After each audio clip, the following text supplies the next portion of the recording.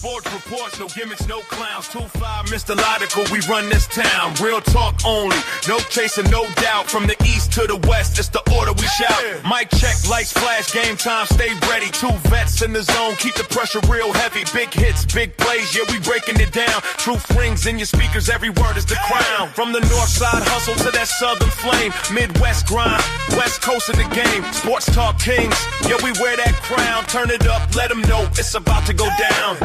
Sports reports, no gimmicks, no clowns. 2-5, Mr. Logical, we run this town. Real talk only, no chaser, no doubt. From the east to the west, it's the order we shout.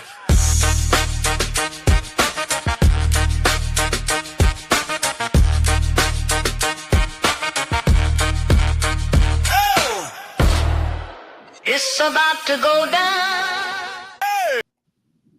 Yes.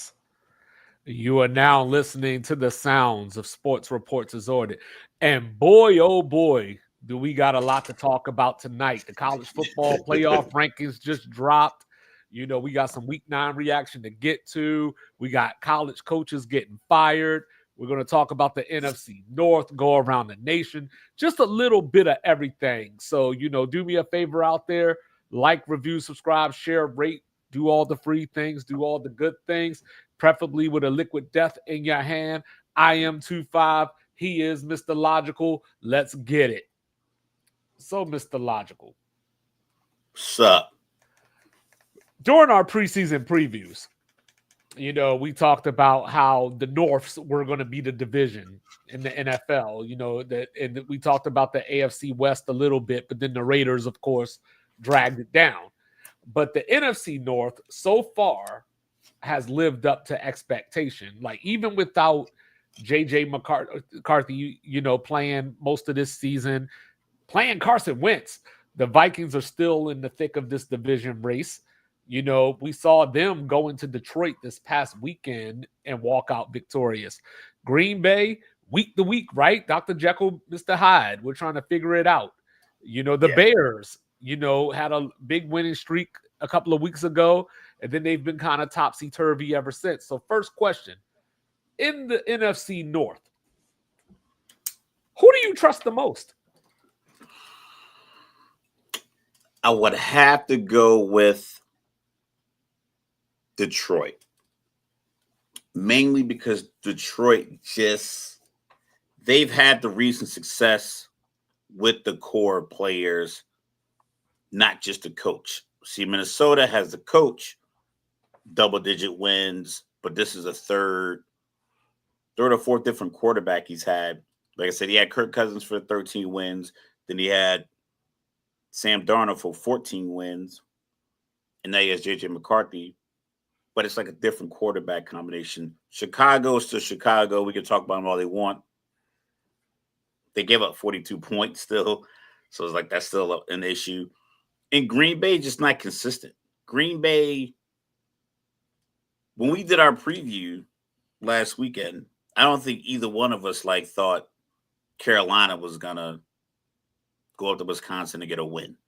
Right. I think we chuckled. I don't even know if we really covered. I think we just kind of chuckled and pressed on. We just talked about the 13.5-point spread and was like, all right. Yeah, so it's like for them to let that happen, that shows. I don't know. I don't want to say they're ill prepared.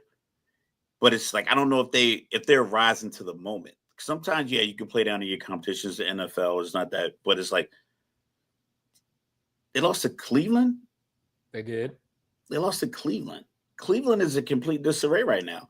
If it wasn't for the Jets, I think Cleveland would be considered probably the most dysfunctional team as far as like the product that we're seeing. I don't know how it is internally, but the product that people are seeing and how the fans are kind of, you know, just resenting how the team is playing. Green Bay's losing to some odd teams, and then they don't really look great in their wins.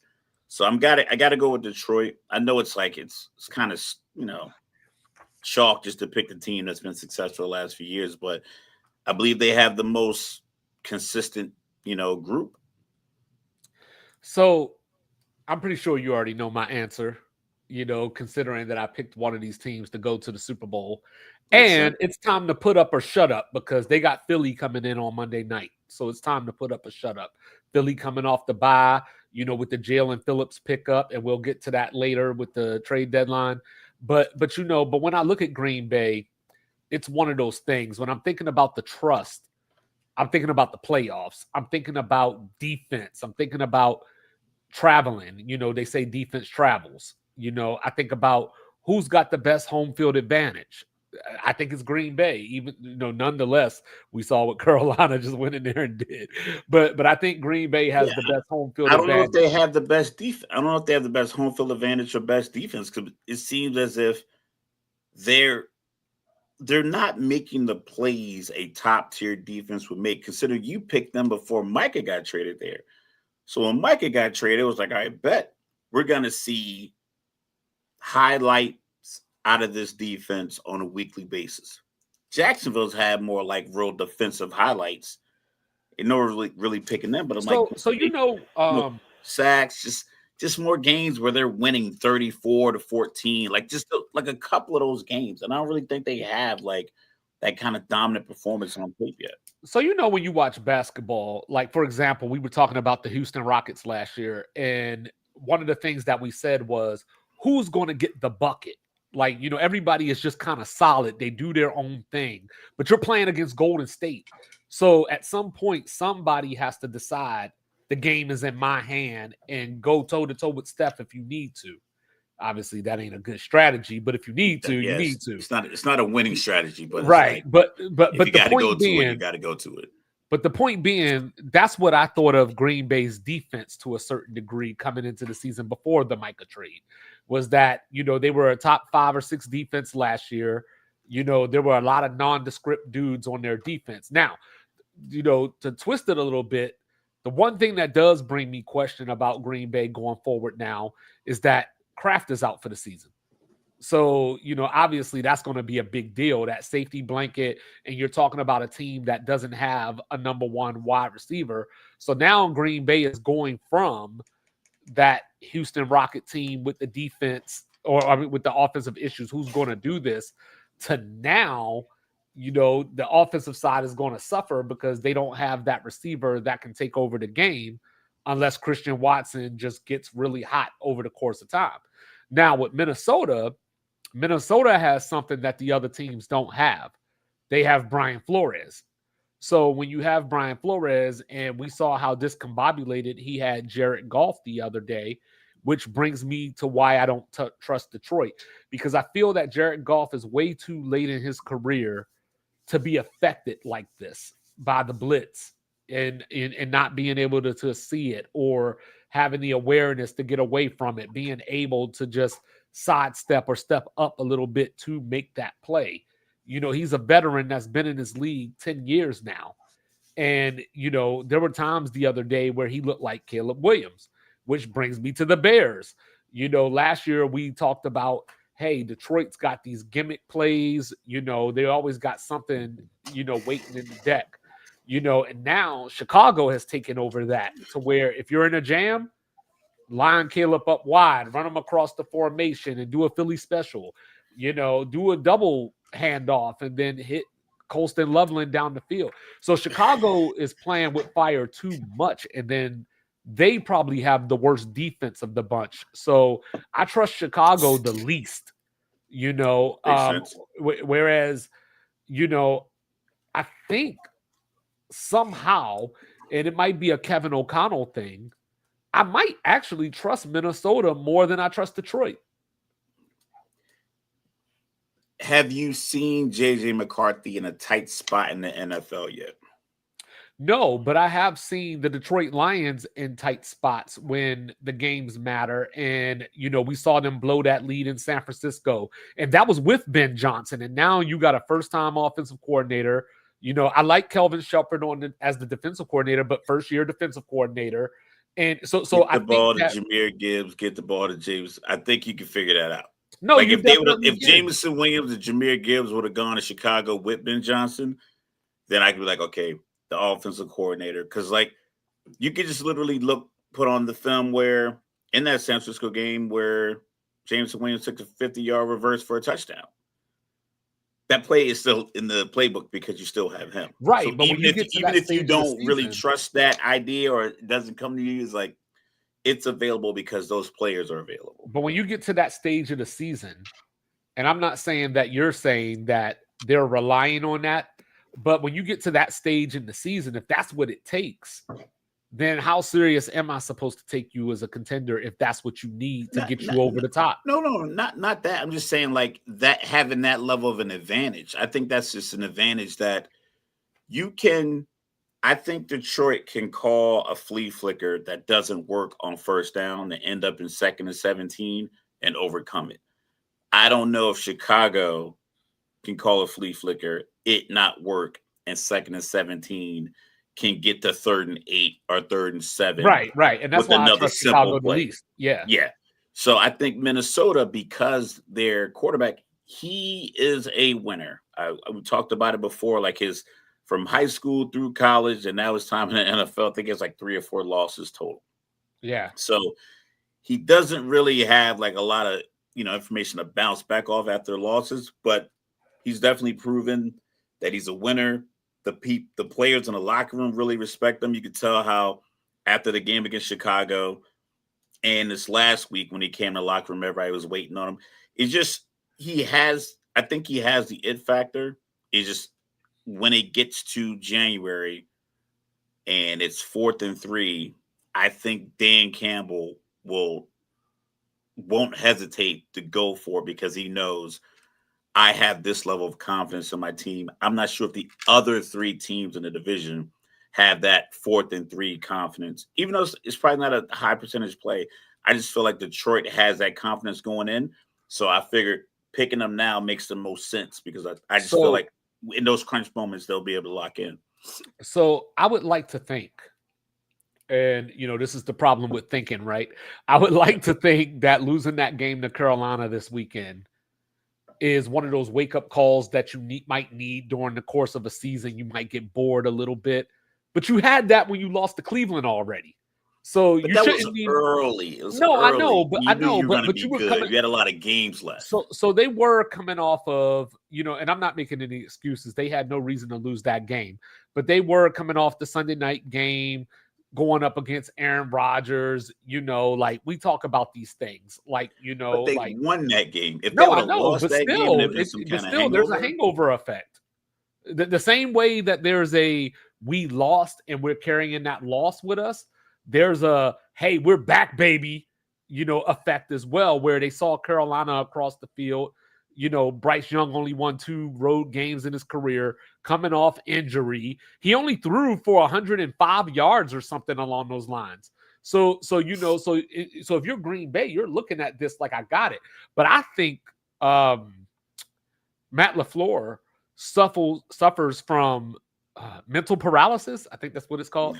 But basically, so back in the NFC Championship game a few years ago when they were playing Tampa, there was a 4th down that he didn't go for, and he caught a lot of flack for that. When Aaron threw the pass on 3rd down, when he could have probably ran it in. Yep, he caught a lot of flack for that. Analytically, it didn't make a lot of sense because I don't care about analytics. Like no, just basic. It didn't make sense to kick the field goal because you still needed a touchdown.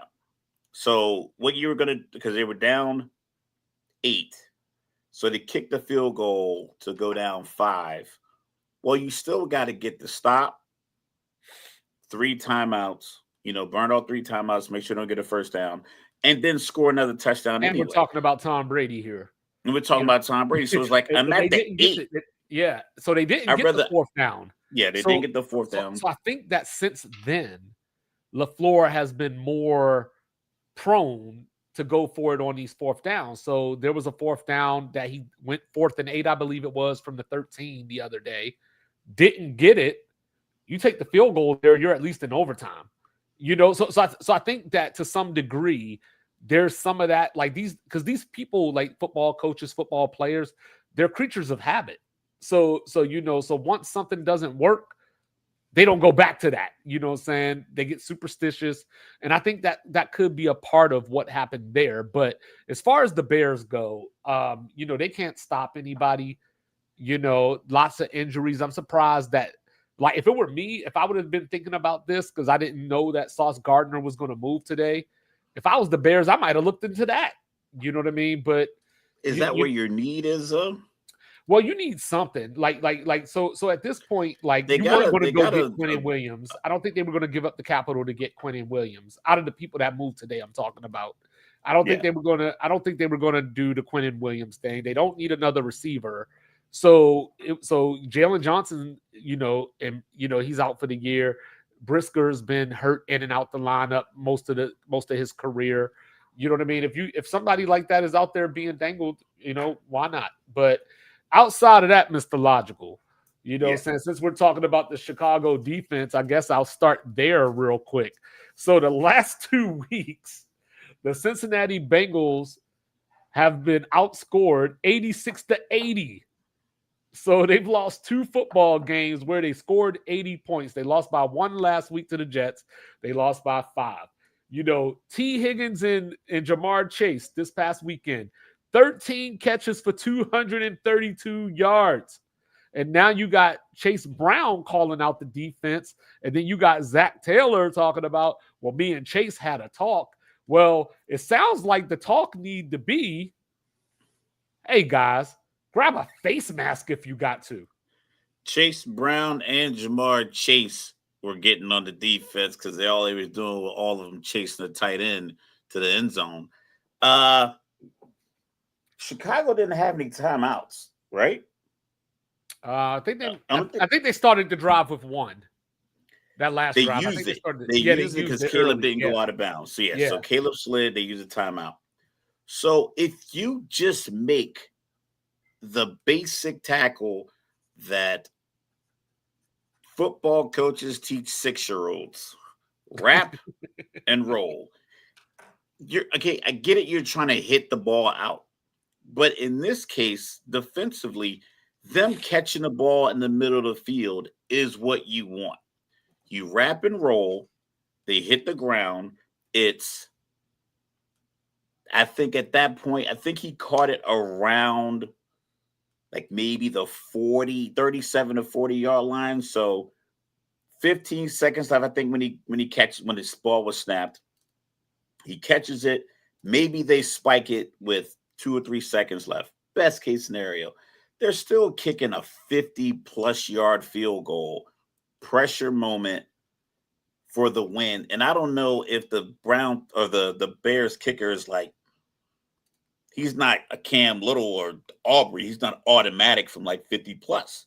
Right. So if you just wrap and roll there, you're good to go. Maybe you lay on a guy for a couple extra seconds, then get up, don't get a penalty. But you just kind of got to know the situation. I just feel like because if you hit the ball out and it's an incomplete pass, the clock stops. So now they get an opportunity to throw, like, granted, it's a little further, but they can throw another route where someone blows the coverage. At that point, that was your gift. Tackle him, ball game.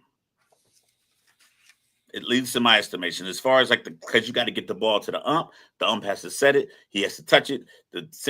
All this stuff has to happen in a matter of 11 to 12 seconds. It's doable, but it's still a very rushed situation. So it's poor. I don't like the players calling out other players because you're supposed to be the brotherhood. Coaches are there. Coaches get new jobs, but for the most part, you're in the trenches with other players. Special teams is offensive players and defense. You're the players. It's coaches and management. They're one group. Players are another group. So for 2 of your offensive players to just not even let it settle. I mean, he still had his Scully on, like his shiesty on, going to the locker room screaming about get a stop. And then Chase Brown, he's doing an interview. It's like, that's not going to do you guys any good, nor will it make your defense any better. Yeah, these 2 teams had a combined 1,071 total yards. Speaking of things that we don't like, you know what I don't like? I don't like inconsistency. Okay. You know what I'm saying? So last year when the Eagles won the Super Bowl, all I heard was, hey, you put some other quarterbacks there, the Eagles would have still won the Super Bowl. You know what I mean? Brock Purdy's been injured. Mac Jones has been playing fairly well. Oh, like Mac Jones is the better quarterback, but the problem is that they paid Brock Purdy. How come nobody's questioning why the hell the Bengals offense looks like this without Joe Burrow? I've seen it in my groups on social media. People are bringing that up. It could be one of two things. Joe Flacco, just more experienced guy. He has, 12, 13 more years in the league than Joe Burrow, probably somewhere close to that. And this Substantial amount of years. He had a bad shoulder or something. Yes, but he also is like, listen, if I get rid of this ball, I don't get hit. Joe Burrow's probably thinking, like, you know what? I'm going to stare down the barrel of this gun, and I'm going to make this big play. And Joe was like, listen, I'm not trying to keep picking myself up off this turf. I'm 41 years old. I'm old. Matt Ryan and I got drafted the same draft, and he's been talking on TV for 2 or 3 years. I'm a few years younger than Tom Brady. Peyton Manning's gone. Ray Lewis is gone. All the guys I won a Super Bowl with, they're all retired. I think it's maybe how many people? Like Harbaugh is coaching a different team. Yeah. The opponent. So it's like most of the guys that he won that Super Bowl with, they're all retired. So like I think he's kind of looking like, just get the ball to, Chase, Higgins, Brown, Yeshivas. I think that's how you say his name. And don't get hit. I think Burrow just wasn't concerned with that. I found a get-rich-quick scheme. Let's hear it.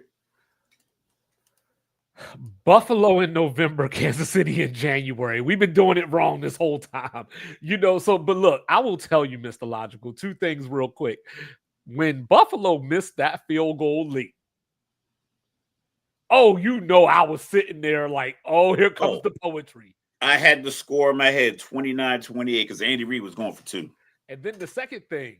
100% they were going for 2. They were going to win that game 29-28. As soon as it said, dong, because I thought it was good. I was like, it's taking a long time. And then the second thing. Veered back out, yeah. Did this one feel a little bit different?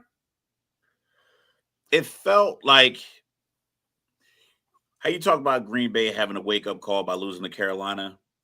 Buffalo had theirs when they got dominated by Atlanta. There's no reason for that. Like, there's no reason for them. Literally, like, they were within maybe a toe tap of Drake London's toe of going into halftime down 28-7 to Atlanta. And I don't think Atlanta scored 28 points in the first half of a football game. Honestly, I can't even remember. I'm going to say years. Probably the playoff run when they beat Green Bay. So if you're Buffalo, you're looking like, we got dominated by Atlanta. We got ran on. So that's their wake-up call. So now a couple of weeks go by, Kansas City comes in, and they were like, all right, let's fix this. Let's get the ball to James Cook.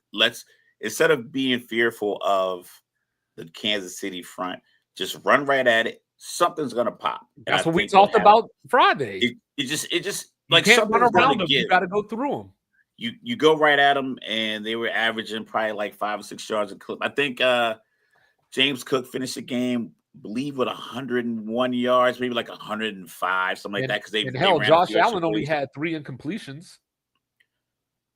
Quick passes. They were setting up like a couple of those routes to Shakir, and I think it was Chris Collinsworth mentioned it. The Shakir has like 19 catches or 20 catches in the last 2 games against Kansas City. It's like, I just added them to my fantasy team. They must recognize something. I think it was one route. I thought it was like just a beautiful route. It was very simple. They had him lined up wide. And you go, I think you watch Kansas City and go, why can't he do what Worthy does? And that's the thing. But Worthy couldn't do that because they were only rushing 4 because the Chiefs. I'm not saying the Chiefs' O-line is terrible, but they are inconsistent in spots. And I think in big spots where Mahomes needs to trust them, he doesn't. And I think he bails maybe a half second too soon. And I think the play calling kind of dictates that. We think about the Super Bowl play to Tyreek Hill when he walked up to the sideline. He was like, do we have time for Wasp? And Andy was like, I like that. but he dropped back like 12 or 14 yards and just threw as far as he could. But it was like, okay, the play call, it was 3rd and long anyway. We need to make this play. I think in this Buffalo game, he couldn't get set. Like his pass completion was like under 50% for the game. Even though he hit Tyquan Thornton in the hands. If it wasn't for Cole Bishop, shot at the University of Utah, knocked it out of his hands, he catches that ball. He catches that ball, and like I said, they're gonna go for 2 and win that game 29-28. But yeah, it was an odd game. It was a game where Kansas City didn't get their rhythm. It didn't feel like the Chargers game early in the year, where it looked like they didn't know what they wanted to do. I think in this Buffalo game, Buffalo just took away like the things that they really wanted to get done. And then, of course, them not being able to run the ball stuff too. And then, of course, it didn't end all well for Buffalo because Michael Hoyt, who was suspended the first 6 games, came back last week, had a damn good game against Kansas City in his 2nd game back, and now he's out for the season. So, they got, because we were asking Friday who's going to step up because, Oliver was out. Bosa they use, like, it seems like he's on some kind of pitch count, Bosa but he has to beating the hell out of Patrick. He was. And then the other no thing flags. I like it. And then the other thing that we spoke about Friday, Dalton Kincaid, go Utes. He's the one that he's the one that can get separation. So that's who you go to when you need a big play. But you brought up a player earlier. You brought up Drake London. So is Mike Vrabel just basically riverboat Ron? Like, I'm just going to put this 5'8" dude on Drake London and I'm going to keep him there.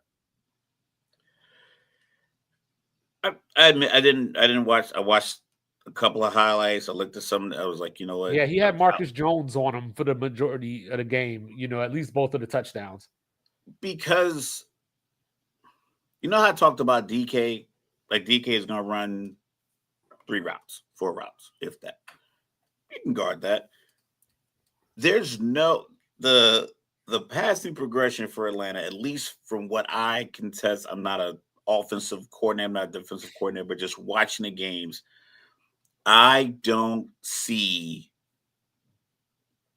anything where it's like there's like any kind of like just creativity in the pass game. And somebody called it out last week. It was like basically if they're in this formation and Drake London motions across, he's going to run an option route, which is normally like a wiggle in the middle, and they'll just turn it in basketball style, post him up, but he's going to run an out. And the guy jumped it because that's all they put on film. They put the same stuff on film every single week. This is the 2nd week where an intentional grounding call, because you have a left-handed quarterback who's young, but a strong arm. Roll him to the left and let one fly every once in a while. Like, give me a play action when you actually, because what the Atlanta does with their play action, they'll do a play action and throw it in the flat. I'm like, hell, you could have saved all the extra shit, just throw it in the flat. If you're gonna do the play action, throw the deep corner route. Like literally, they'll throw the flat pass to Kyle Pitts off the play action to Bijan. I'm like, that's not fooling anybody, because all you're gonna do is give it to Bijan. The next play is gonna stretch it to the right anyway. I'm like, I need you to get somebody with some speed, which again, they didn't make any moves at the trade deadline again. And like, they made one move. Listen, signing a kicker who was so nervous he fixed his hair 17 times in 14 seconds before he kicked his last kick. I get it. You got to get a kicker. But it's like, so Vrabel knows, like, listen, I'm going to live and die with this because I know they're not going to put anything on tape today that wasn't already on tape. Like, they don't have a new play drawn up. They don't have a new passing concept. They don't have a new route, like nothing. It's going to be the same vanilla ass offense that Zach Robinson's been calling all year, and Raheem Morris just lets him get away with it. And teams are like, cool, we're just going to stand here and cover 3 and then wait for Bijan to get the handoff. All I'm going to say is, what I'm saying, and you'll know what I'm talking about after I say it. Don't leave your quarterback in a 31-point deficit with 7 minutes left to have his elbow end up spinning around like a helicopter. You know what I'm saying? So rest in peace, Commanders. I know you want you got to die on the shield, but in the same sense, Speaking of dying on the shield, you know who I saw this weekend? I saw Nanny Nichols made his appearance in Pittsburgh. Now, this is what I want to ask you. I'm not going to go hyperbolic. I'm not going to do the whole, hey, Daniel Jones is back. I'm not going to do that. But I'm going to just ask you a question. So when you're looking at statistics and outliers and things along those lines, do you think, because coming into this game, the Colts had only had 4 turnovers on the season, and they finished this game with 6. So do you think that this was one of those karmic, you had 4 turnovers all season, and now we said it in our preview show that aired on Friday. This is the game where Pittsburgh just pulls it out just because it doesn't look like they should. And the way that happens, if you just get turnovers, turnovers, forcing punts, and forcing teams to do things that they don't normally do. They are a running team, like to run the ball a lot. They don't want Daniel Jones getting 1 interception, 2 interceptions, and then 3. Like that's not a successful plan to put him in a position where he could potentially be getting 2 and 3 and 4 interceptions. That's what happens when you throw it 50 times. You throw it 50 times, I'm pretty sure if they could run the ball 45 times and throw it 30 times, that would be the perfect game plan for the Indianapolis Colts. Yeah. They just were unable to do that because of the turnovers. Taylor, 14 rushes on the game, only 45 yards. This was one of those games as well that showed, even though he's a little older now, he's not quite the same player that he was in LA. This game shows the value of Jalen Ramsey. How versatile he is, the ability to move him around, the ability to be able to blitz him, just kind of having, because, usually if you're playing somebody like the Steelers and you're the offensive coordinator, you're like, all right, I found JJ Watt. Don't go that way. You know what I'm saying? But then when you got a guy like Ramsey out there as well, you also have to divert that attention and go, all right, where'd he go? Like, okay, is he at linebacker right now? He's just a playmaker that has a nose for where the action is. Like we talk about, corners, say, okay, he hasn't had an interception since 2023. It's like they're throwing the ball more than ever. How are you out here not getting interceptions? Meanwhile, you have a guy like Jalen Ramsey or a guy like what's the guy, Joseph in Detroit? They're just always around the ball. Yeah. They're just always in the action. It's like dudes like Donovan Wilson. Not around, like he should be around the ball. Like it's in the spot where he should be, and he should be making plays on the ball, but he's just not there. Very similar to a lot of defenders. But when you have a nose for football and you understand it, because it's levels to it. There's guys who can look at a formation and recount film from last year, or like this guy was lined up here, and where the ball is going to go. And some guys just instinctively just play football. Some guys know ahead of time, like, this is the route, I'm jumping this seam route.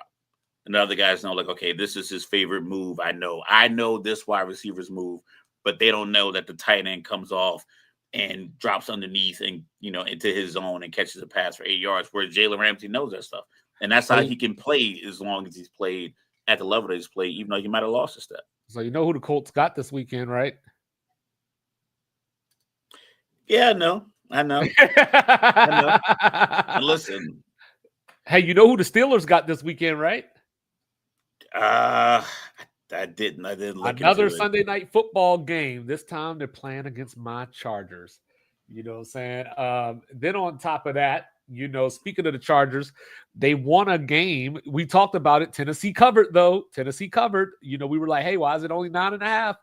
7-point game. But Tennessee scored a touchdown on defense and ran a punt back for a touchdown. And their offense contributed 2 field goals. But anyway, last night, Mr. Logical, that was the defense that I expected from the Cardinals when this season started, when we did our previews. And I was like, yo, Walter Nolan, Will Johnson, Josh Sweat, Even though those first two are rookies, I was like, they're going to make an impact. Last night, the Cardinals put on a clinic against Dak Prescott. They were all up in his face. They were everywhere the football was. They had people there. I don't understand and I know they had injuries and everything too, but so here's my question to say all that to say, and I know I asked you this before, but I'm gonna ask it again. Okay. Kyler Murray got to be done in Arizona, right? Yeah, he's done. Absolutely. I mean, it's like, and the problem with he got his money, so that's one good thing. Same thing for a guy like Tua. At least you got paid. How you manage it and what you do with the rest of your NFL career is up to you. Neither one of them seem like guys you would want to bring in. It's like they're undersized. Like Kyler Murray is a great arm, but he's undersized. And anyone who needs a quarterback, I think after you see some of the play that we've had over the last couple of years, like, you know what? I'm going to get my guy and start over. I'm not going to get somebody else's cast off, for lack of a better word. But yeah, I think he's done in Arizona. We got Dallas shot themselves in the foot. The turnovers didn't help. Not kicking the field goals didn't help either. So not kicking the field goals on that first drive. 4th and 1 inside the 5, I'm with it. Even a 4th and 2, if you have like a 2-3 tight end package that's been like highly effective running the ball inside the goal line. If you have that, but they're such a pass happy offense, it's like, just take the points. Because I think in that first drive, even the route that he threw was caught. Or even if it was caught, it would have been fourth. It would have been short by 2 yards anyway. So take the points there. Then in the second half, when they were trying to claw back, they went for it again instead of kicking the field goal, getting the points. Because when they got the ball back at 27-17, and then Javonte Williams fumbled, they were looking to try to get 2 scores. If you would have kicked the field goal like the 2 possessions earlier, scored them in 27-20. Arizona just bottled up. They didn't want to make a mistake. They didn't want to throw a pick 6. They didn't want to get a strip sack. They were just like, listen, if we could just bottle this up. I think Clowney came through for a sack. Who else who hasn't done anything all year all of a sudden came through? Calais Campbell had a night. Yeah, so it's like you like when Arizona kind of bottled up like that, if the score would have been 27-20, I think they'd probably been more apt to make a mistake. But given that cushion of 27-17, they could have made it. They could have made it 27-20 and been good to go. But instead they went for the touchdown. It's like you haven't gotten that off all night long. And then you got 21 touchdowns and 2 interceptions. Who am I? 21-2. Yep.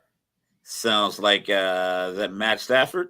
That's Matt Stafford. You know what I'm saying? Like, hey, 49ers this weekend, and wouldn't you know, the 49ers done lost their rookie for the season. I don't know what's going on out there in the Bay Area, man.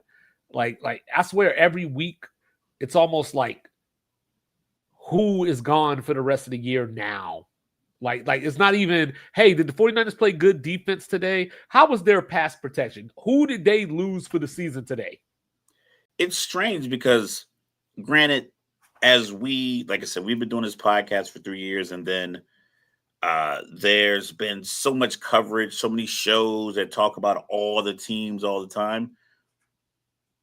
I wonder if there's a correlation between the limited amount of contact practices teams can have throughout training camp and preseason and throughout the season, if that's leading to a lot of these injuries. Like guys are just not either used to getting hit or not used to going 100%. Because I was announcing the youth football game this last week, and I remember I was talking to someone about, my son wanted to play football, and I was worried about concussions. He was like 6 or 7. He was like, Dad, I played hockey for 2 years. He's like, if you worry about concussion, I was playing hockey. I was like, you know what? Right. You're right. You got it. So after a couple of years in playing, I remember I was talking to another mom, and I was like, well, if you worry about your son's getting concussion, as long as he's meeting force with force, he'll be fine. I mean, granted, bumps and bruises will happen, but at the age of 6, 7, 8, 9 years old, they're not running that hard into each other. Like, even when they're tackling, it's basically they're just bumping and falling. There's not a kid out there really Ed Reed and hitting people or Brian Dawkins. So it's a lot of just tackling, falling to the ground. I'm like, as long as they're going forward into the action and not backwards, because the ground doesn't care how hard you got hit. If you bounce your head off the ground, that's going to be your concussion. So as long as you're meeting force with force, you'll be fine. I just feel like these NFL teams, guys I don't know if they're not hitting each other enough or just something is off, because it's like so many guys are just tearing ligaments. I don't know if they're just working out too hard, trying to put too much muscle on the body, and the ligaments are like, yo, dog, I'm not built for you to be 6'5", 275 with 4% body fat. Like, the body's not built to do that. Like, I'm stretched to the limit. You shouldn't squat 600 pounds. Like, I don't know what it is, but it's like, it just seems as if like I don't know if they're just putting their bodies through too much and not enough of the right stuff. Like, they're just doing too much extra shit. It's not like, yo, you need to get out here and be physically ready to play. Like, it's weird, because a lot of guys are just out for the season all the time. Torn obliques, just out, shoulders out, triceps out, elbows out. Like, shit's just ripping and popping and tearing. It's like, I get it's a physical game, but it's like, I just don't recall it being this many superstars being out. Like Emmitt Smith out. Did he ever miss a whole season? No, I remember he had the shoulder, the big ass thing on his shoulder, but that was about it. Champ Bailey, Deion Sanders, Shannon Sharp, Elway, Favre. I don't remember any of these guys really going out there and like just being done for the season often. Yeah. Like, Joe Burrow's been done for the season 3 or 4 times in his career from early season he's injuries. Only been in the league since 2020. So, like 3/5 of his career or something like that. But hey, did the Eagles do it again? They went out and got Jalen Phillips. They went out and got Michael Carter for the secondary. They went out and there was one more move too. But the Jalen Phillips is the one that I want to focus on, because in the NBA we talk about hey, this guy is valuable. He's on an expiring contract, so even if it doesn't work out at the end of the season, the money comes off the books. So that's the situation that the Eagles find themselves in. They gave up a 3rd-round pick for Jalen Phillips, who is on an expiring contract, who has played for Vic Fangio before, who knows that defense. The NFC in trouble again? I was messing with Chris, our resident Miami Dolphins fan. And of course, everybody tries to downplay the guy when he gets traded. Even Rich Eisman tried to downplay Sauce Gardner going to the Colts. What's going to happen is that Jalen Phillips is going to get like a sack and a half in his first game he plays for Philly. And it's going to be like, damn, Howie Roseman did it again. I look at it like this. If you are Philly, I know the Rams did it when they were like F them picks back in the day. But if I can get a guy that's been in the NFL for a while, understands the scheme of my defensive coordinator, and I think he's really probably looking to either earn another contract or just looking to compete. Yeah, I think Miami was a good team that first year with Tua and Mike McDaniels. Tua got injured, and even they had Buffalo on the ropes with Skylar Thompson in the playoffs. And then Tua came back, and they've had a good run. This year, it feels like the bottom fell out. So you got a guy that's eager to compete. You get him out of the AFC. You get him in the NFC. You get him on a team where they love to rush the passer. They build their line to do just that. And I think having that opportunity to make plays off the edge, so I'm excited for him. The NFC is probably looking like Philly, Seattle, the Rams, but it's always weird with the Rams because I think their division, they always kind of they always seem to falter for some reason. Like either they go on like a great run, but they always seem to lose lose a game to San Francisco, lose a random game to Arizona. Yeah, like there's they always lost to something. San Francisco a couple of weeks ago. Yeah, I'm saying there's always something weird like that where it's like you could have been the 2 seed, but you're the 5 because you lost a game to like the Raiders or some random shit like that. Like, the Raiders put up 27 points out of nowhere on you. So it's kind of hard to pick the Rams. And like I said, their quarterback is pretty old. Like I said, I felt like those guys have been ready to retire for years anyway. But yeah, it's only like 3 or 4 teams in the NFC that are real like viable threats for the championship round. So Philly was already there, and if he can really literally come out and don't let him have like a big game off the Like bat. I said, they got Green Bay Monday night, so he got a chance to make an impact right away. And Green Bay's going to throw the ball 35 to 40 times. So And every year, usually during the NFL draft, I talk about this team that I'm jealous of. And part of the reason that I'm jealous of them is because it's where I'm from. You know what I mean? So there's times where I look at some of the moves they make and I go, I could have been a fan of that team. So the Baltimore Ravens, we've been talking about their defense all year and how bad their defense started out the season. There were a lot of injuries. They're getting people back. Jair Alexander gone now, but they bring in Draymond Jones. So he's coming in 4.5 sacks on the season, 26 tackles, a fumble recovery. And I think that if the Ravens do that thing that we were arguing about a couple of weeks ago, not saying that it's going to happen, but I'm just saying be this wrong. This can't happen again. I've gotten everything wrong. Well, think about it like this. So this is I don't want to derail the conversation, but think about it like this. You know what I mean? Since we had that conversation, Cincinnati has scored 80 points in 2 games and lost both of them. The Steelers lost that Sunday night game. They bounced back this week. So now we'll see how they go west, this weekend. But you know what I mean? And then the Ravens get Minnesota. So I don't know I know that their defense hasn't been playing the best over the course of the season, but you brought it up, right? J.J. McCarthy's still a rookie. We still don't got enough data on him to go one way or the other. It's not inconceivable that the Ravens could win that game. But anyway, but I think this is going to be one of those moves that late December, around Christmas, people are going to look back and go, how did they let the Ravens pick up him? How did they get Draymond Jones? When there were other teams out here that I'm sure could use a player at his position with the type of production that he brings. And that's always the thing that I hate about these trade deadlines is that a lot of these are moves that you could have made before now, and you didn't have to wait until the trade deadline, and you didn't have to wait for the Ravens to get them. Yeah, the trade deadline is weird, but it's if you think touchdown Bobcats. Sorry, I'm watching Maction over here. I'm watching the same thing. Playmakers wear number 5. That's all I'm saying. My son wears 5. So Snoop Huntley was wearing 5 when he got that win. So I don't know. Maybe there's something to that. But if you have a need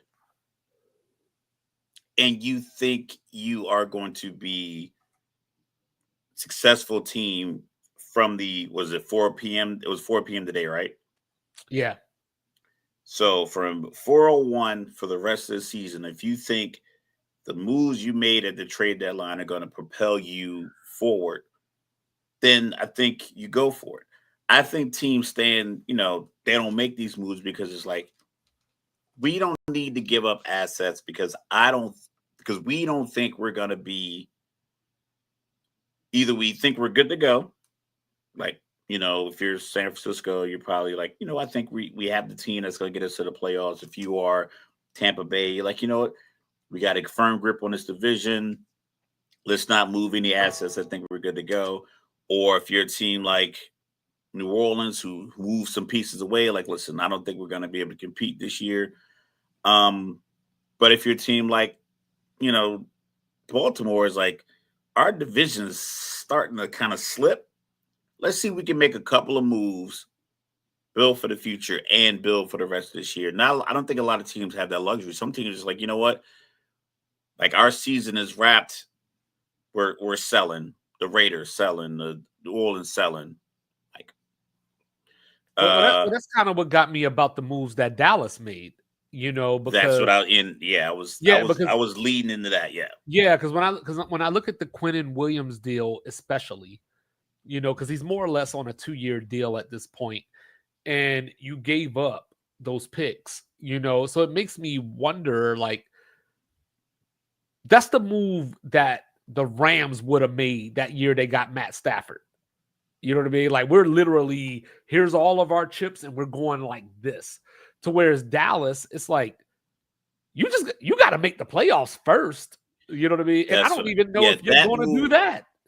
And so I saw a breakdown of it, and it sounds yeah, they should have sold. Yes, it sounds good. They're like, oh, Jerry turned this into this many, and then the same thing for the Jets. Or the Jets have this many first round picks this year, this many. Yes, but they're also trading it too. yeah, but they're also like trading guys that they got in the first round. So it's not as if they are trading guys they got in the 5th or 6th round, develop them and flip them for a first. You're just trading first that you've given up on to go get a first from the future. Well, I think this is that like thing, you might have, right? Well, I think Dallas just wanted to make a splash. Yeah, that's what I was going to say. I think this is that Jerry Jones. We're a factor. We're relevant. Talk about us. I made some deals, but I can't tell you about it. Because he's been teasing this since the season started. When they traded Micah, he's like, we ain't done yet. And then, of course, last night, like he said a couple of things and, had Stephen A up in the suite and everything. But shaking and driving like Samuel Jackson and Django. So Sauce Gardner might have been a better move for them because he has 5 years left on his contract. It is a position that you need, because your secondary, we talk about Donovan Wilson every week. Even when he's not playing, we still throw his name out there. But it's one of those things where Jerry wants to win the media. Like, a lot of people talk about the Giants and the Jets, and they say, hey, the Giants play for championships. The Jets play for the back page, and that's where Dallas is right now, is that what can we do to get people to talk about us, to lead Sports Center, whatever the case may be, whatever the goal is from the media standpoint. That's all Jerry cared about. That's why he hinted, and this is another thing. I think this is the fallacy of like having that much money and having this many yes men around you. Some other people in our public eye are suffering from this same thing. We don't need to get into that because I don't want to get banned on YouTube. But what happens is when you have so many people around you and you're funding everything, like Jay-Z said, he's like, you never know how someone really feels about you till you both get a little money. Because if you both broke, you both broke. Then you get some money, he still needs you. But once they get some money, Jerry has a lot of people around him, and he's a rich guy. And in comparison, they're broke, so they're going to kiss his ass. All the reporters are going to kiss his ass and put a mic in his face. He hasn't said anything interesting. He hasn't done anything of real note for his team in years. Like, legitimately, what Howie Roseman is doing in Philly, Jerry hasn't done anything close to that. What the Hunts are doing in Kansas City hasn't done anything close to that. So it's like he just talks and you keep putting a mic in his face. He thinks it's like, like people are just watching him over with this. He's like, they love me. This applause. And it's like, you're just a character. Yeah, we're laughing at you, in the sports world. And it's like, you're going to say something. We're going to talk about you. I don't know why the sports media people talk about him as much, because if realistically, he hasn't done anything. And all people talk about is how poorly the team is crafted and constructed every year. It's like, why don't you talk about, Matthew Stafford has 21 touchdowns and 2 picks? Why don't you talk about Sam Darnold, who's in the MVP race after he got cast off by Carolina? Drake May is in the MVP race. Like, talk about like these, granted it's just a quarterback award at this point, but at least like branch out. Is like, it's not like people are going to turn the channel if you're talking about New England. So Jerry's one of those owners that I'm taking this check that we get for this TV deal, and I'm going to go do some other deals with that. It's nothing about football because why are you giving up picks to fix your defensive line when you traded a defensive end to get a defensive tackle? Obviously, that guy, Kenny Clark, he's an all-pro defensive Yep. tackle. Yeah, so That's they not got that helping. locked down. You got that locked down. But I don't know if that's the type We're of going to position. run a 5-2 defense in 2025. Yeah, that's what I was about to say. I don't know if that's the type of position that you need an overabundance in, though. Like on the edges, but I don't know if you need all of that in the middle. I mean, I ain't going to turn down great defensive help or anything, but still, you know what I mean? Yeah. That's a move that I'm you still make. going to throw it over the top. I just got to throw it a half a second earlier. Your defense is not there in the back end anyway. You saw And they DeRon brought Bland, in he was on the Logan Smith, ground. and they brought in Logan Smith from Cincinnati as well. So, not as, I guess relevant of a move in that way, but that's the move. Isn't his name Logan Wilson? I'm sorry, Logan Wilson. I'm sorry. Oh, another Wilson they got out there that's going to get burnt because he was benched. He was benched for another guy. So it's like, but that Quentin Williams move in particular, that's the move that you make when you're somebody like, say, the Colts, who went out and got Sauce Gardner for a whole lot. 2 first-round picks. They gave up A.D. Mitchell in the deal. And look, it's a lot. But the Colts, this is the problem that I have with the Colts making that move. It's the right move because you feel like, hey, we're right there. We just need something. But I think the Colts needed pass rush more than they needed secondary help. But anyway, put that to the side for a second. The problem that I have with this deal is now you probably got to fully commit to Daniel Jones now. Because remember, he's on a 1-year contract, 1 year, $17 million. You make a move like this, I don't know if there's you going to get Tua? Like, I don't know if there's another quarterback out there that you're going to grab and feel. You can't go into this season. You can't go into 2026. I know, granted, 2025 is not over. You can't go to the 2026, 2027 season with a different quarterback. Right, that's what I'm saying. It's like Phillip Rivers, Matt Ryan, Carson Wentz. Flacco was there for a little bit, right? Yep. Flacco started to come. Yeah, he was there last year. Yep. AR5 was in there so it's like you need consistency, and I think maybe Daniel Jones' agent's like, listen, all right, we already got the 40, we got the 160 from the Giants. We'll cut you a deal, 155. But I mean, they're going to get their money. I think they gave him all the leverage though, because like, say hypothetically, and I might be overthinking this. I admit that. AFC Championship run, he gets a 3-year deal. He gets the Baker. He gets the Sam Darnold deal. This is the move that you can point back to if that does come to fruition. Because I imagine if they make it to the AFC Championship game, Sauce is going to make a play. I think he fits better in this scheme, with this particular defensive coordinator that I can't pronounce his name. I know his first name is Lou. He came from Cincinnati. Can't pronounce his last name.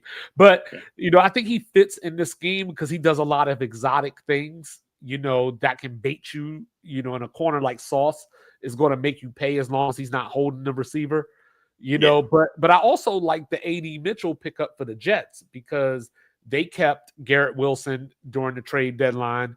They've been struggling all year looking for who's going to be that second wide receiver. So I'm not saying that A.D. Mitchell is that right now, but I think it's one of those low risk, let's give this guy a try. He's still young.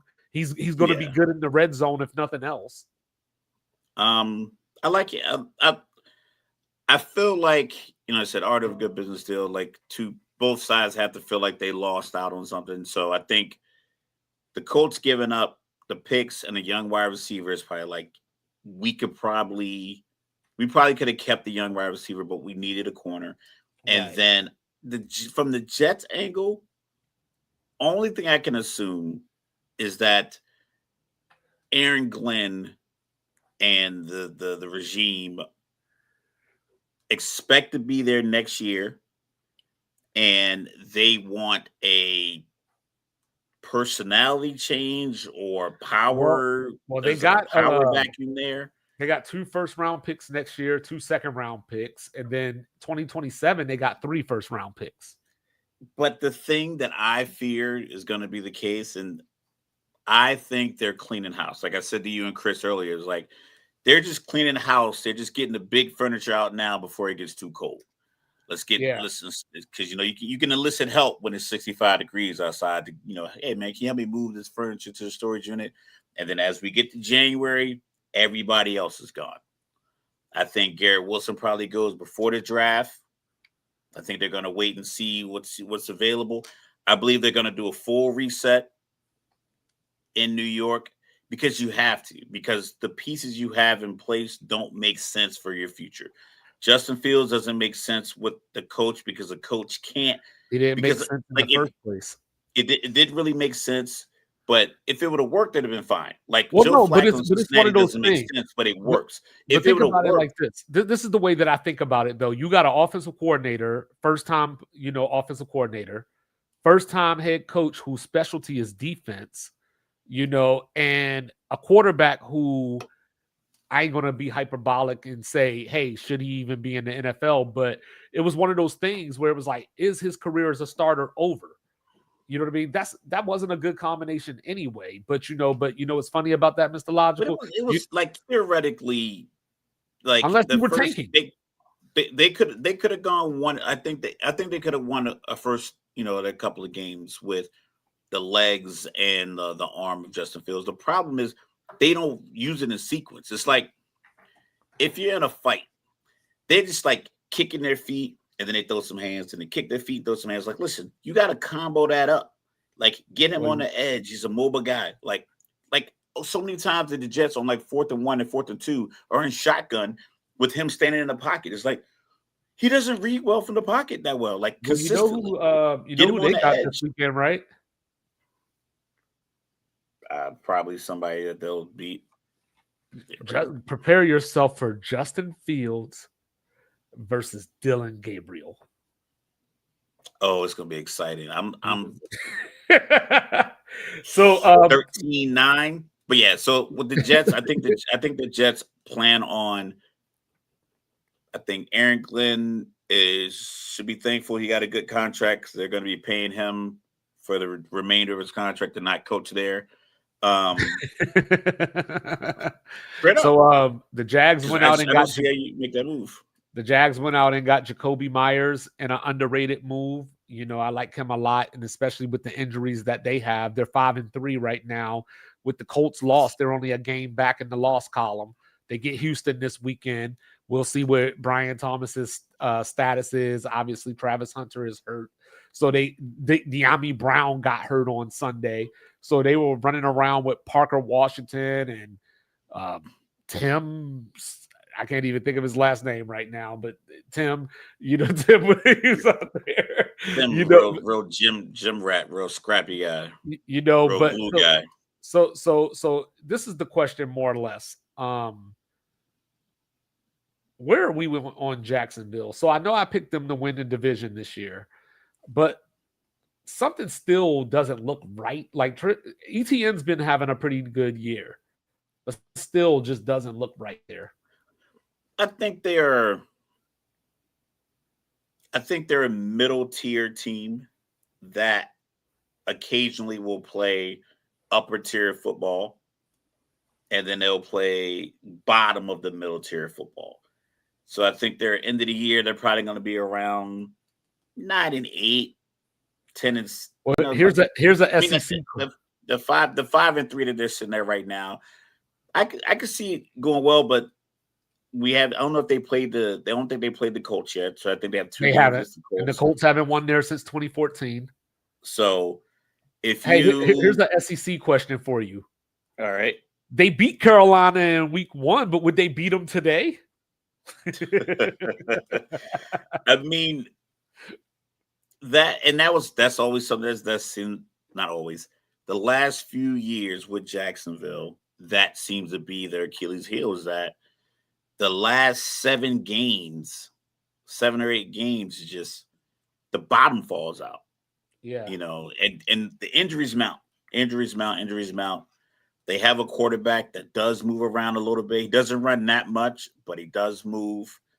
So that puts him at risk for injury. He's not a big slider. Like, he's not a guy who really gets out of the pocket and slides. Like, I think he's kind of like every once in a while he tries to make a play. He's a big dude, 6'5". Yeah. He's always been like, and I believe since high school, I remember seeing him on the Elite 11. I think he's been like that big, maybe not that weight, but like 6'4", 6'5". He's been like the bigger body, so he's been used to just running around. We saw him run around at Clemson, but that can open you up to a shoulder stinger, to open you up to, you might have to miss a game with an AC joint, soreness or something like that.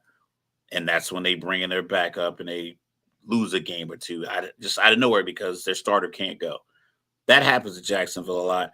And with Indy being able to play the way they play, 7-2, controlling the clock, they're probably going to pick up another win this weekend over in Berlin. So I'm just keeping the buck. Yeah, and then but I like what they're doing, but it's going to be a tough race because you got Kansas City sitting at the 8th seed with that loss to Buffalo, and those wins that Kansas City gets might put pressure on Jacksonville. Maybe they're like, "Hey, we got to keep, we got to stay in the race." Well, Kansas City still got it in front of them because they're on the bye this week, and they come off the bye to play Denver. And then last one I was going to bring up, and actually I forgot to say that the Jets added John Mechie as well, but Rashid Shaheed from the Saints to the Seahawks. I love that move. I absolutely love that move, because you brought up Sam Darnold potentially being an MVP candidate. And now top off the defense. Yes. Yep. You got a guy that can take the top off. You got a guy who can hurt you even when they're just in 12 personnel, where Cooper Kupp wasn't necessarily getting things done. Torrey Horton is a 4-4 guy. We saw him kill Washington the other day. Like all the focus is going to be on Seattle's defense, but that offense can get you now. Yeah. Big plays having, and that's a strange thing for me when I look at how teams build out their teams and how they fill in these spaces, and how you look at a team like Cleveland. I don't think they have a speed threat. I think Isaiah Bond was pretty fast, but he's not very big. Yeah. So like his size, his speed doesn't make up for like his size. Where it's like Worthy's a skinny guy, but he's extremely fast. And the only corner that could probably keep up with him step to step was the corner that Buffalo drafted, who ran like a 4.23. Yeah, Maxwell Harrison. Yeah, and he's been looking good so far too. That's the thing. So with Seattle saying like, we already have a pretty solid passing attack, 4-4 guy, and Horton, a guy leading the league in receiving yards. I don't know what DK's problem was. It's like, listen, you got the perfect setup, man. You got a guy that takes attention away from you. You know what? Maybe get one-on-one matchups. It's like maybe he's a microcosm of society, because you and I sitting over here look at something and we go, "Hey, Aaron Rodgers, maybe his last year, he's not the Aaron Rodgers of old. Sam Darnold had a great season last year. Maybe it was just Kevin McConnell, but a great season nonetheless." He had to be looking at names. Like he had to be looking at, I think Seattle just wasn't going to pay him the money he wanted. Maybe that too. You know what I mean? And, and then last one, of course, the Chargers, Joe Alt's out for the season now. So there goes my AFC West pick. But, they went and got Trevor Penning from the Saints. So Mr. Logical, all this year, we've been talking every week. Sunday morning, you wake up, it's a beautiful day. You know what I'm saying? You click on something, another coach got fired. So Hugh Freeze out at Auburn, 15-19 overall record, 6-16 in the SEC. He had one job and he couldn't do it. Find us a quarterback. You know what I mean? Like he was living off of the past because he had a couple of wins against Alabama back when he was Ole Miss's head coach. And then he screwed that up with, the violations and everything. Had to rehabilitate with Liberty, had great seasons with Liberty, but they didn't play a lot of Power 4 teams. So Auburn goes, hey, you know what? This guy knows the SEC. He's beaten Bama. Why not? This is why. Yeah, I was talking to a friend of mine earlier, shot out of jail, and we were talking about college. I'm back in school and get another master's degree. And he was like, "Man, the school you doing?" He was like, "You might as well get a doctor." I was like, "I like school, and like, I like the school schedule. I like my work schedule. Yeah, I probably could take these couple of degrees I have on the wall. My resume is up to date, and like really push for a job where I'm working and I'm getting up at 5:30, getting dressed at work all day long. But instead, I keep a nice little simple contracting job on base. It takes me 7 minutes to get to my office from here. And when my son has a football game, a lacrosse game, or other son needs my car, or someone has an appointment or something's going on at the house, I can get in and out. Simple. I don't need the glitz and glamour of the $100,000 office job where I'm stressed out all day long. That was Hugh Freeze at Liberty. He could have just stayed there and just kept winning, kept playing football games. Virginia's a nice state. That's a nice area. You could just kind of just coast. It's a religious school. So, they're all about family and like keeping things. So it's like, it would never have been about how many wins are you getting us? What are you doing for us? What quarterback are you getting out of the portal? People wouldn't be stopping you in the grocery store, you like telling you need to win this weekend, stuff like that. But he signed back up for that life like you didn't already know how that was. And this is what happens. You don't get that much time. Like you're not even like you don't even get that much freedom. Like your work life balance is completely off if you already gone through the rigors of the SEC and you know how it goes, just get get your 3.5 million, 4 million from Liberty and leave the 8, 9, $10 million jobs in the SEC alone. It's not Hey, like you've done it already. You're gonna have a short leash because people already have paperwork on you. Like, oh, this guy doesn't get it done. He doesn't recruit well. We're gonna give him a shot, but your shot's gonna be very short lived. hey, I'm gonna tell you, just a small pushback, because I was trying to sign up for that doctoral degree at Liberty, and I got to talk to a few flames, if you will, and from what they told me, they was like, "Hey, watch us in 5 years. We're BYU." That's what they told me. So I don't know, Mr. Logical. You know what I'm saying? But Yeah, they can say all they want, but like the people in the grocery store have no idea about BYU's football climate. Whereas the people in Alabama, the people in Mississippi, the people in Louisiana will stop you and your family in traffic and tell you, "Hey, you better win on Saturday." well, so I feel vindicated because I dealt with a lot of SEC fans over the last couple of years that were trying to tell me how great Jackson Arnold was going to be. And I just kept telling them, I just don't see it. Remember, I went to that Alamo Bowl 2 years ago when they came down here and played Arizona, and I was like, I just don't see what y'all see. So not only Jackson Arnold, before that, Hugh Freeze went out and got Peyton Thorne, and Peyton Thorne would have been an awesome quarterback if he was playing with Sammy Baugh and them. You know what I'm saying? But in this modern era, we don't got no room for quarterbacks like that. So Jackson Arnold comes in, from Oklahoma. Come on. Come on, And leg it out, leg it out, leg it out. Yeah, playmakers wear 5, baby. well, there you go. And then Auburn, we were talking about this during our SEC preview. Auburn and Oklahoma were kind of in that same spot. Like one of y'all is probably going to go 8-4, 9-3. There ain't room for the other to do the same. One of y'all is going to be 6-6. I thought it was Oklahoma that was going to have the better record. Here we are.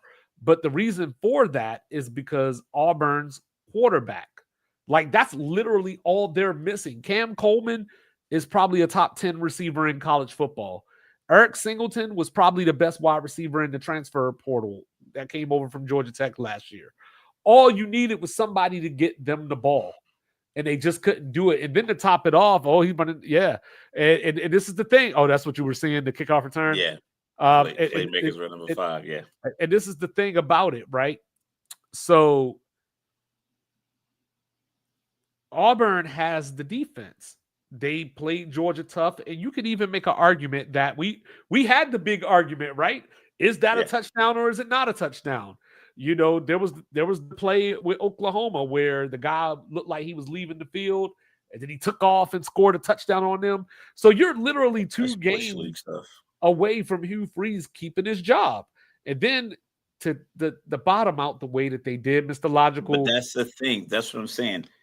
2 games where he could have kept his job, and they fire him. That's the leash. That's the SEC leash. When you it's lose not that long. That was the final straw. But like once again, who you gonna get? I think they're gonna get Pat Summerall. John Summerall from Tulane. I think that's who they end up with, you know, because I think that he would be a good fit at LSU, but I think he's not a name enough for LSU. You know what I mean? Like, I think he's a great LSU coach. just named their new their AD. They took the interim tag off, so they didn't take long to do the search. They kept it in house. So. But they got the governor all up in there, so you know. Yeah, but the governor didn't worry about the 800,000 people that are not getting their SNAP benefits this month. Yeah, that's what we need to focus on instead of worry about who's picking the goddamn head coach at LSU. But I digress. Yeah. But tonight was a special night. You know what I'm saying? I'm going to pull up this here Sports Center tweet so we can look at this. You know what I'm saying? I don't think you've seen it yet. You know I've only seen a couple, but I haven't seen the whole thing. I want to see it fresh. So I'll drive a little bit and give you a chance to look at it. So here we go. This is your top 25 college football playoff. Can you see that good? Yeah, I got it. I'm locked in. All right. So let me start with my issue. And you know what I mean? Because every year we got an issue. And I will admit, this is probably, not being hyperbolic, this is probably the best opening or, you know, like period, like college football ranking that I've seen from the committee so far. You know what I mean? And like I said, this is by Sports Center. Let me give them the credit, you know, for showing their image, you know, but now does this take over the regular rankings for the year? Is that when they put it on TV? Still release the polls every week, like the AP and the coaches poll. Those still are there, but this is the official.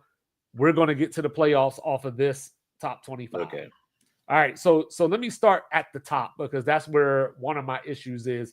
And this is me having a 2-5 moment is all it is. That's all it is.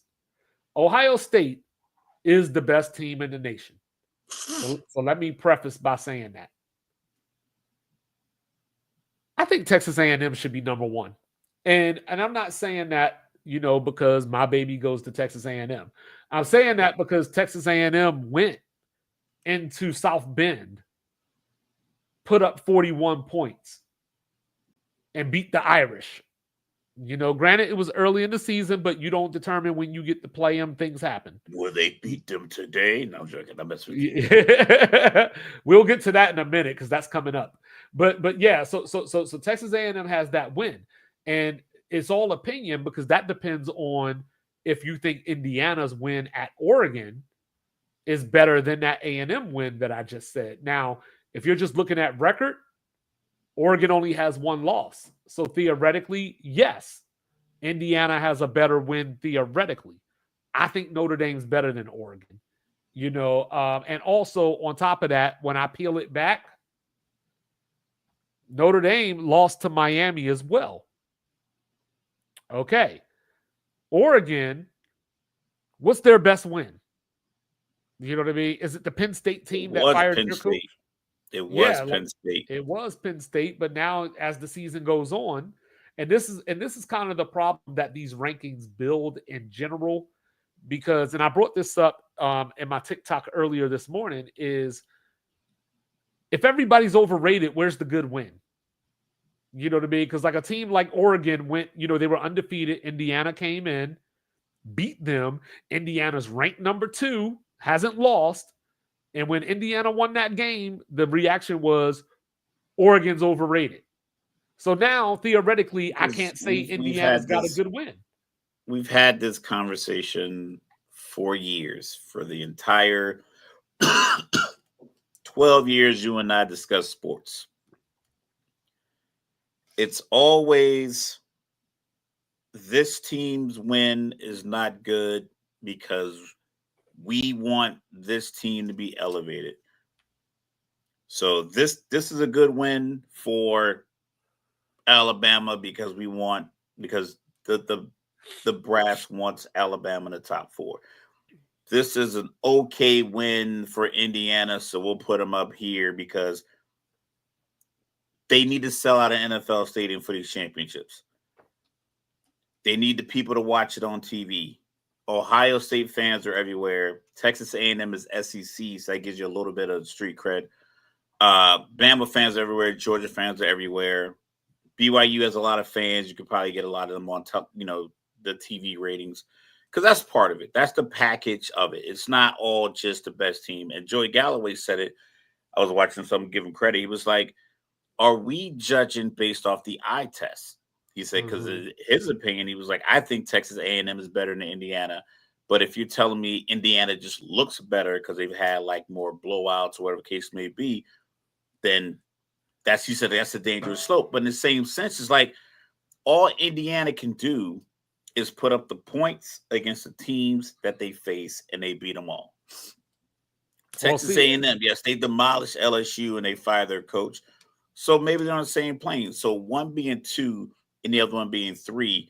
Yeah, it's not a big deal. It's not a big deal. No. And I think that's the beauty part. If they had a situation where it was like they still had them 6 and all the SEC schools were up 1 and Indiana was 6 because they felt like, it just doesn't look the same. We don't think Indiana could beat Alabama, like something like that. But the early rankings always fit that mold of like some journalistic integrity, some voting integrity. But by the time the season ends, if it's Georgia, Bama, Ole Miss, I don't know how to, but if it's somebody, as soon as Indiana drops a game, shut it down. 11. They're at 11. Geronimo! They're at 11 because they'll say something like, they lost 2. Well, part of that is because of the schedule that they have left, because, they don't play Ohio State in the regular season. They got Penn State this week. They close with their rival Purdue. So there's just not a lot of room going forward for Indiana to build upon that. But a couple of quick things that stand out to me, at 7 and 8, BYU and Texas Tech play in Lubbock this weekend. So, we're going to get some answers there. This whole Notre Dame Miami conversation is interesting to me because college football fans like to put the cart before the horse, because we've been talking about head to head. Miami beat Notre Dame head to head. That doesn't matter today. That matters in the final ranking of the college football. If they both end up with the same record, that's where it matters. The key here, the team that holds the key to the playoff right now, down at number 24, the Pitt Panthers, because their last 3 games of the season are against Georgia Tech, Notre Dame, and Miami. So you know what? We don't got to talk head to head. Just don't lose the Pitt, and you could probably get in the playoff. So if I'm Utah, I'm looking at Pitt like, yo, do your thing, so I can just wiggle my way up to 12, because they're probably not going to play for the Big 12 championship. I think they got a couple of Big 12 losses. They got 2 losses, yep. So you'll get, yeah. So you'll get, BYU, Texas Tech. Maybe they knock each other out, and then you get Pitt to knock off a couple of these other teams, move you up. It can be dangerous. Like we all know, like there won't be any no miracle teams, no Liberties, no Boise States, no Tulane's going to make the top 12 this year. And we knew that was going to happen. We knew it last year. They'll get in because it's still top 5 conference champions. So they'll still get in. I'll show you the bracket here in a second. We'll get to the bracket in a second. But as I look at this, there's a lot of juiciness going on right now because Iowa, right, not ranked in the AP poll, but they're 20 here in this playoff poll. You know what Iowa got? They got Oregon coming to the crib this weekend. You know what I'm saying? And guess what? If they somehow win that game, which I think they got a fighting chance to do, they go out to Southern Cal next week. So the playoffs are in Iowa's hands right now because you beat both those two teams, you got to rock it up. And so you got Virginia over Louisville, there's a head-to-head. You got Texas over Oklahoma, there's a head-to-head. So head-to-head is being honored so far. It's just that Miami has lost 2 out of their last 3 games, so they have to now suffer their penance. You know what I'm saying? But look at number 16. You got Vanderbilt, with Kentucky closing out the season with Tennessee. Hey, Vanderbilt still got a shot to make this playoff, which brings me to my other problem with the playoff is that it's not fluid. A lot of times these rankings aren't fluid. They follow that process of you played this weekend, you lost, or the team in front of you won. So you're not jumping them unless you do something absolutely crazy. So the reason that I bring that up is this Miami Notre Dame conundrum. Because like I said, at the end of the year, if they both finish 10-2, I think Miami should jump ahead of Notre Dame in the rankings. Not today, but I don't know if the rankings are fluid enough to let that happen. You know what I mean? You think they would shift to the eye test? I think they would because I think Notre Dame has played better since they lost to Miami. The Miami's been playing since they beat Notre Dame. Right, because remember, Notre Dame lost their first 2 games. They lost to Miami and then they lost to A&M. So A&M should be number 1 team in the country. I mean, you can't fault them for losing to. No, I know, but the point being, I'm just giving you like the narrative that they're going to spend. Right. But the 10-2 argument, though. But the 10-2 argument that Notre Dame will have is that they lost those first 2 games and then they won out. So it's like, winning 10 in a row versus losing 2 out of 3. Right. Yeah. But at the same time, and Notre Dame, that helps too. I just honor head to head. So in that scenario, I'm still putting Miami ahead of them. So, Michigan, you got to beat Ohio State again. A couple years in a row, but you got to beat Ohio State again. What up, Mike? And that's the thing. And that's the thing, right? Is that, people want to get to the end. So when we have these arguments, they're arguing it as if the playoff starts today. It does not. We have time to get there and it will play out. It usually does. You know what I mean? Yeah. So Georgia Tech lost that game to NC State the other day. You know what I mean? So they fell down, or they started out at 17. You know what I'm saying? They got Georgia to close the season. You upset about it because it's in the compressor. You know what I mean? But if Georgia Tech wins that game, they're smack dab right in the middle of that playoff race because you assume theoretically Georgia doesn't lose, up until that game, unless Texas has figured it out because we got Georgia, Texas next week, between the hedges. Ole Miss sitting there at 6. They're in the bird eye, the catbird, whatever that saying is. Catbird seat. Because you got A&M, right? A&M closes the season with Texas. So one of them going to take a loss. You know what I'm saying? Bama, I'm going to give them the win over LSU, but Bama still has Oklahoma coming in, and we saw what Oklahoma did to Bama last year. You know what I'm saying? Now they got a better quarterback. You know what I mean? Then, you got BYU and Texas Tech, about one of them's about to bump the other one down. So Ole Miss is sitting there going, so we just got to beat Florida? Florida that just fired their coach. We got to beat Mississippi State, who is our rival, but just won their first SEC game in the last 2 years the other day. And, we got to beat the Citadel this week. I'm not making that up. We got to beat the Citadel this weekend. So if you're Ole Miss, you're sitting there going, hey, if I can go 11-1, win those 3 games, and depending on what Bama does, I probably don't even got to play for the SEC championship. And that's another thing. Is like, is that the position you want to be in? Is like, I mean, I would have played in a championship game, but they don't allow 3 teams. So there's no requirement that you have to win your conference to be in the top 12. So I think that's this year, as we see now, these are all your standard names. You have, like your bundle of SEC schools, couple of Big Ten schools, some Big 12 schools. And that's what the 12-team playoff is going to be. You can pull up the bracket. And this is from Sporting News. Let me give them their credit. This is sportingnews.com. We went on air right afterwards, so I didn't have time to build a graphic. All right, so we got Memphis in the 12 spot. Yeah. And remember, this year, hold on real quick before you go any further. Let me tell the people, this year is not structured like last year. Because remember, last year it was still top 5 champions, but then, that also came with a bye. The top 4 got a bye, the top 4 conference champions.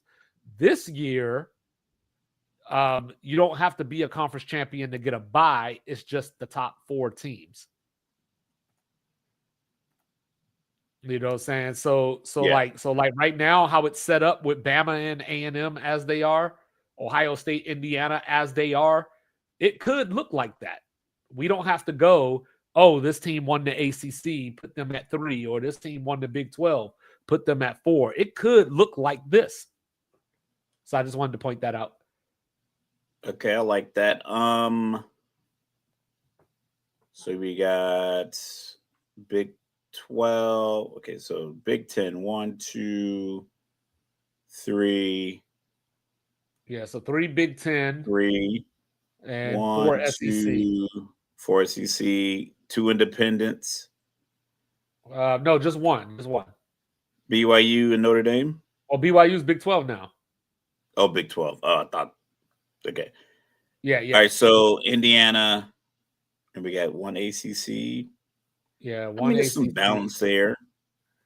I'm going to say the ACC school that's listed right out is Virginia, if they could. If they could pull a team out of that, they have to throw Memphis in just because they have to. But that would be a wild matchup. Just looking at the names, like Ole Miss against Virginia in a play, that just sounds wild. It sounds better. It sounds better than like the standard games we get every year. I even like Texas Tech, Oregon. I think it's just Texas Tech. They went all in with the NIL money. I hope it pans out for them. Like that's the strategy that they employed. I like this Memphis Georgia game just because I think the spread would be crazy, and I think the upset would be even crazier. But I like the opportunity to see something like that. BYU Notre Dame is just, it just sounds like a 1982 championship game. It just and you got the religious element to it. Yeah, it sounds like a classic, just a classic kind of, college football like game that you would see with like Danny Ainge playing quarterback or something crazy like that, like Montana versus Steve Young. I could see them both on the sideline, their jackets. Just like, I don't know, I just think like that has like a classic feel to it. As of right now, I have no problem with how the bracket's set up because it's honest. It's honest based off the top 25. It's honest based off their program. The problem is, are they going to keep it this way, or are they going to look at the UVA and Miami ACC championship game and they only beat Miami by 3, and it's like, we don't think that's good enough. We're gonna move another team into that spot. Like just little herky-jerky stuff like that. Like they were trying to set up last year, but the SMU Clemson game turned out to be a lot better than they expected. Yeah. So I think that if you're the ACC, you probably want Louisville and Georgia Tech. Saying Haynes King is a Heisman candidate. Jeff Brom is the big upset guy. He beat Ohio State a couple of times at Purdue. He beat Miami a couple of weeks ago. So you probably want that, versus having UVA. As far as the rest, it'll play out because, like I said, Georgia plays Texas next week. Oregon plays Iowa this week and closes at Washington. Notre Dame is probably on cruise control. BYU and Texas Tech play each other this week. Ohio State's got the game with Michigan at the end of the year. They Bama. They got to dominate early because you don't want to give them any kind of hope. Yeah, hey, as bad as Auburn is, as bad, Auburn fired their coach. Remember the last time Alabama went down to Jordan Hare, it took a 4th and 31. So, you know what I mean? So nothing is a in given. The back of the end zone. Yeah. Isaiah Bond, your guy. You know what I'm saying? Yeah. Then A&M still got to go to Texas, still got Missouri. Indiana's on cruise control. So, I feel safe saying that at the very minimum, I feel safe saying that Ohio State, 1, Indiana, 2, Bama, 3. You don't feel safe with A&M? Not yet.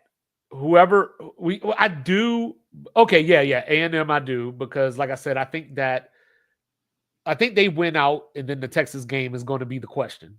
You know what I mean? But I think they go into that game 11-0. So yeah, I'll put A&M in. I think Ole Miss is pretty locked in. And then everybody else is up for grabs. Like if BYU wins this weekend at Texas Tech, they might be safe because they're still undefeated right now. So, like, as long as they don't lose, let me pull up their schedule real quick.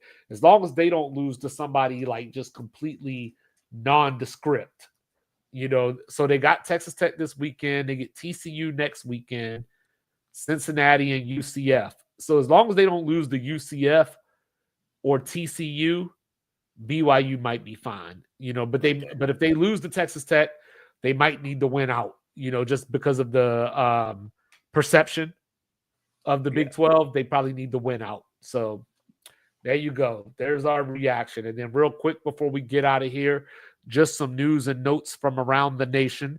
So, Mr. Logical, you know who's starting this weekend? Julian Lewis. I saw that. Yes, Coach Prom is making the move, because remember, he knows what the problem is. He knows what the fix is. Coach Prom going to get it done. Go get you a win in Morgantown, Coach Prom, because the last 2 weeks, Colorado has been outscored 105-24.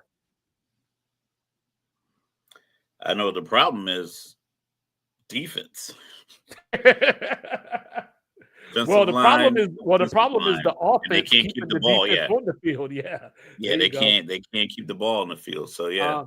So Mario Cristobal, career record 90-78, 28-18 at Miami.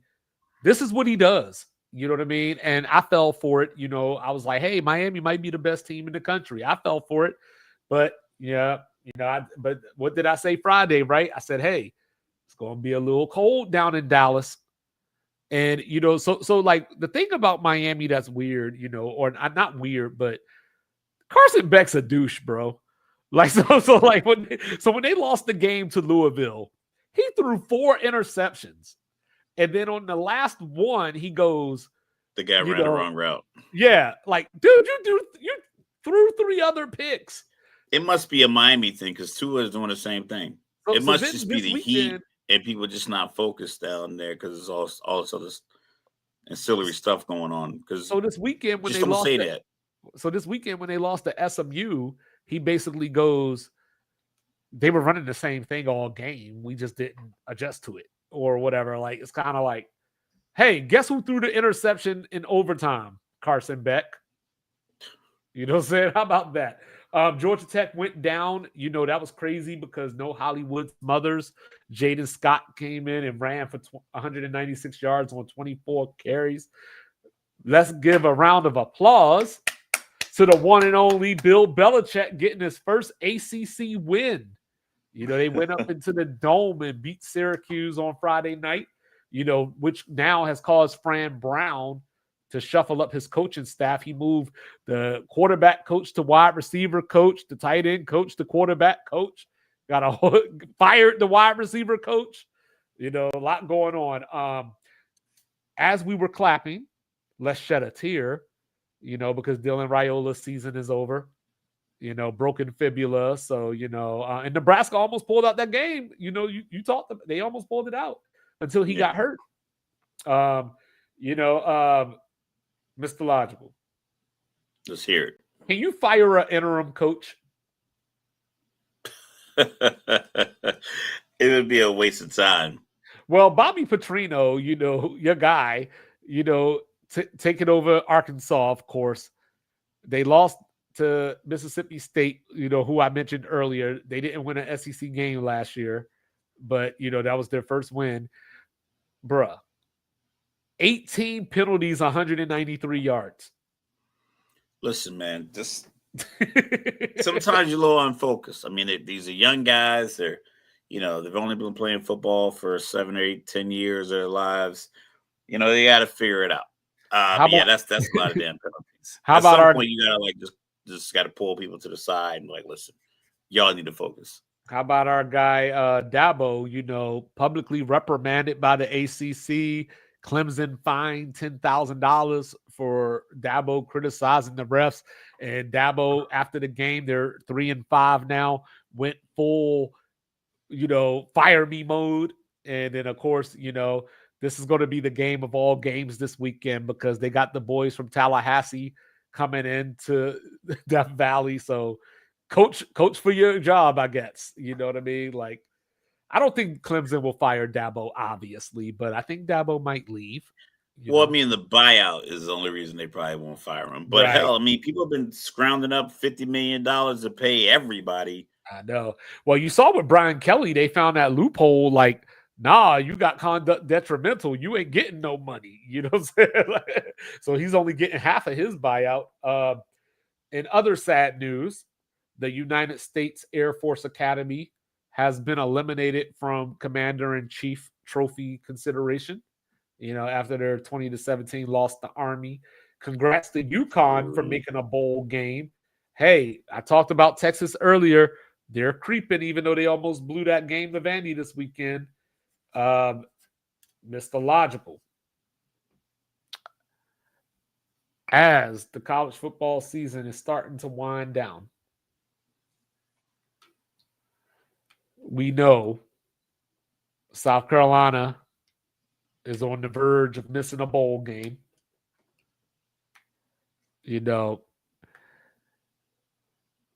What do you do if you're Clemson?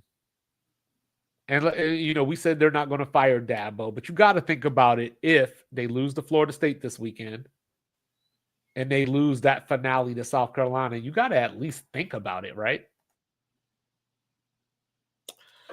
And finish 5-7 or 4-8. You gotta.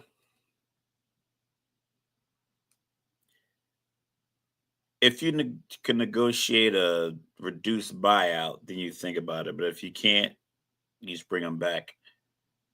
Unless you think you really don't have a winning program anymore. If you still think you have a winning program, you bring them back. But if you think it's complete, if it's all lost, then you gotta let them go. But I don't think one bad year is indicative of the winning culture for your program to be gone.